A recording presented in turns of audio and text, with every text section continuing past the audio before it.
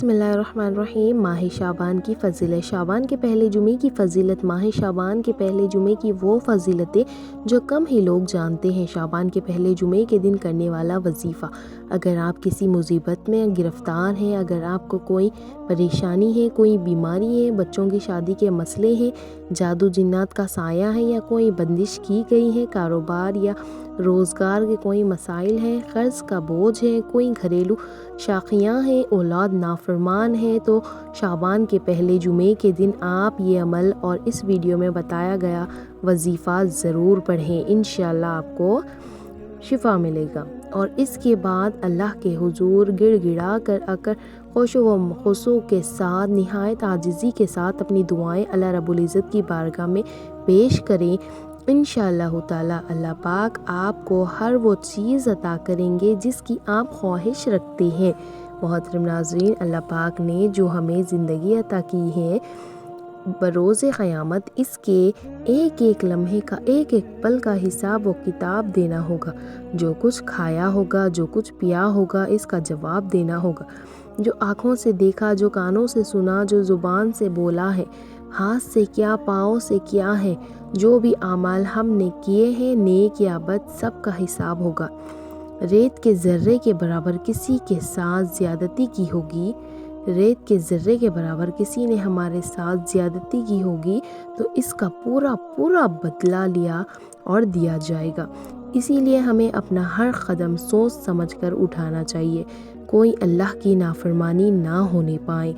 محترم ناظرین، اسلامی سال کا آغاز ماہ محرم سے اور اختتام ذی الحجہ پر ہوتا ہے۔ شعبان 8واں اسلامی مہینہ ہے جو رمضان المبارک سے پہلے آتا ہے۔ اس مہینے کو اللہ جل شانہ نے بہت فضیلتیں عطا فرمائی ہیں، جس کی عظیم وجہ تو یہ معلوم ہوتی ہے کہ اس مہینے میں ماہ رمضان کے روزوں، تراویح اور دیگر عبادت کی تیاری کا موقع ملتا ہے۔ رمضان جو اپنی برکتوں، رحمتوں اور عنایت کا موسم بہار ہے، اس کی تیاری کا ماہ شعبان سے شروع ہونا ہے۔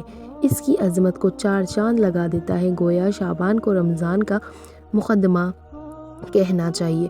ماہ شعبان عظمت والا مہینہ ہے کیونکہ رسول اللہ صلی اللہ علیہ وسلم نے اس میں خصوصیت سے برکات کی دعا فرمائی ہے۔ حضرت انس رضی اللہ تعالیٰ عنہ فرماتے ہیں کہ جب رجب کا مہینہ آتا ہے تو رسول اللہ صلی اللہ علیہ وسلم یہ دعا فرمایا کرتے تھے: اے اللہ، ہمارے لیے رجب اور شعبان میں برکت عطا فرما اور ہمیں رمضان کے مہینے تک پہنچا۔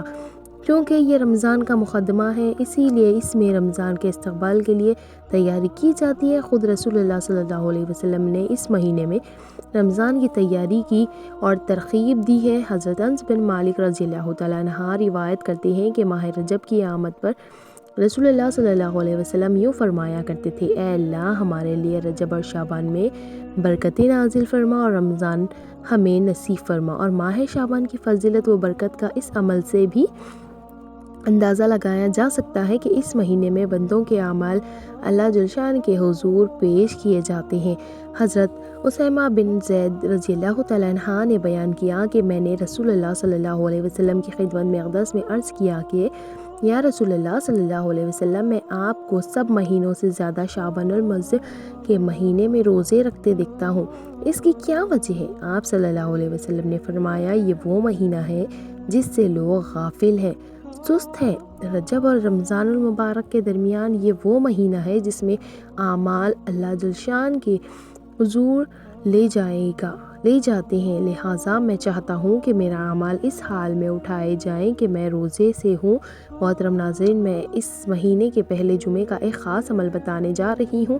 اگر آپ بھی کسی مصیبت میں گرفتار ہیں، اگر آپ کو بھی کوئی پریشانی ہے تو آپ یہ نفائل ضرور پڑھیں اور اس کے بعد اللہ کے حضور گڑ گڑا کر خشوع و خضوع کے ساتھ، نہایت عاجزی کے ساتھ اپنی دعائیں پیش کریں۔ انشاءاللہ تعالی آپ کو ہر وہ چیز عطا کرے گے جس کی آپ خواہش کرتے ہیں۔ محترم ناظرین، اس مہینے کی پہلے جمعے کی شب نماز عشاء کے بعد جو کوئی 4 رکعت نفل نماز اس طرح سے پڑھیں کہ ہر رکعت میں سورہ فاتحہ کے بعد 11 مرتبہ سورہ اخلاص پڑھیں اور اس نفل نماز کا ثواب خاتون جنت حضرت فاطمہ الزہرا رضی اللہ تعالیٰ عنہ کو بخشش تو فضل باری تعالیٰ اسی جنت میں جگہ عطا ہوگی۔ اسی طرح شعبان کے پہلے جمعۃ المبارک کو نماز مغرب کے بعد نماز عشاء سے پہلے 2 رکعت نفل نماز اس طرح پڑھیں کہ ہر رکعت میں سورہ فاتحہ کے بعد 1 مرتبہ آیت الکرسی، 10 مرتبہ سورہ اخلاص اور 1 مرتبہ سورہ ناس پڑھیں۔ اللہ تعالیٰ ایسے ایمان کی سلامتی اور ترقی عطا فرمائیں گے، اور اس کے بعد آپ جو بھی دعا کریں گے انشاءاللہ تعالیٰ آپ کی دعا ضرور قبول ہوگی۔ جس خواہش کے لیے آپ دعا کریں گے وہ خواہش آپ کی انشاءاللہ تعالیٰ ضرور پوری ہوگی۔ محترم ناظرین، اس ماہ میں ایک رات ایسی آتی ہے جو کہ بہت ہی برکتوں والی رات ہے، جس کو شب برات کے نام سے یاد کیا جاتا ہے۔ بدقسمتی کی بات کہ برکت و سعادت کے باوجود ہم یہ مقدس رات بھی توہمات اور فضول بندوبست میں رسومات کی نظر کر دیتے ہیں، اور اس رات میں افراد تفریح کا شکار ہو کر اسے کھیل کود میں گزار دیتے ہیں، ذلت دور، رسوائی، بدنامی، خوف دشتاری اور بے برکتی کی زندگی بسر کرتے رہتے ہیں۔ اس سے نجات کی ایک ہی راہ ہے کہ ساری قوم اجتماعی طور پر اللہ تعالیٰ کی بارگاہ میں مغفرت طلب کریں اور اس رات کو شب توبہ اور شب دعا کے طور پر معینہ۔ محترم ناظرین، آئیے اس غفار رحمان الرحیم کی رب کی بارگاہ میں ندامت کے آنسو بہائیں اور خلوص دل سے توبہ کریں، حسب توفیق تلاوت کلام پاک کریں، رسول اللہ صلی اللہ علیہ وسلم کی ذات اقدس پہ ہدایہ درود شریف پیش کریں، نفل ادا کریں، خصوصاً صلاۃ التوبہ پڑھیں، اتفاقاً اور دیگر مسنون اذکار کے ساتھ دلوں کی زمین پہ بوئی جانے والی فصل اختیار کریں اور پھر اسے آنسوؤں کی نہروں سے سیراب کریں، تاکہ رمضان المبارک میں محبت الہی کی کھیتی اچھی طرح نشو نما پا کر تیار ہو سکے۔ یہ کہنا بے جانا ہوگا کہ شعبان المعظم رمضان المبارک کی ابتدائی اور مقدمہ ہے، اور اسی میں ہمیں ماہ رمضان کی عبادت کی تیاری کرنی چاہیے۔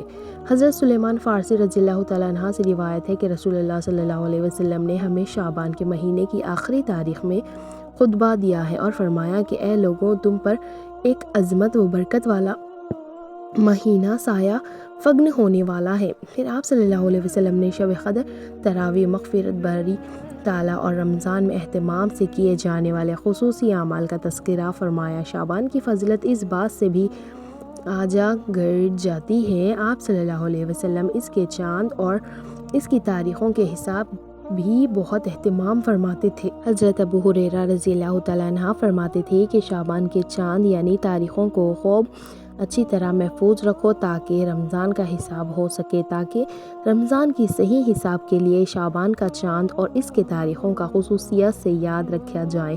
جب شعبان کی آخری تاریخ ہو تو رمضان کا چاند دیکھنے میں پوری کوشش کی جائے۔ آپ صلی اللہ علیہ وسلم شعبان میں کثرت سے روزے رکھا کرتے تھے، بلکہ رمضان کے بعد جس مہینے میں زیادہ روزوں کا اہتمام فرماتے تھے وہ یہی مہینہ ہے، شعبان کا مہینہ تھا۔ حضرت عائشہ صدیقہ رضی اللہ تعالیٰ عنہ سے مروی ہے کہ آپ صلی اللہ علیہ وسلم جب روزے رکھنا شروع فرماتے تھے تو ہم کہتے تھے کہ اب رسول اللہ صلی اللہ علیہ وسلم اب روزہ رکھنا ختم نہ کریں گے، اور جب کبھی آپ صلی اللہ علیہ وسلم روزہ نہ رکھتے تو ہم یہ کہتے تھے کہ آپ صلی اللہ علیہ وسلم اب روزہ کبھی نہ رکھیں گے۔ میں نے رسول اللہ صلی اللہ علیہ وسلم کو رمضان شریف کے علاوہ کسی اور مہینے کے مکمل روزے رکھتے نہیں دیکھا، اور میں نے رسول اللہ صلی اللہ علیہ وسلم کو شعبان کے علاوہ کسی اور مہینے میں کثرت سے روزے رکھتے نہیں دیکھا۔ اللہ تعالیٰ سے دعا ہے کہ اللہ تعالیٰ ہم سب کو ایمان پہ رکھیں اور روزے رکھنے کی اہتمام کریں۔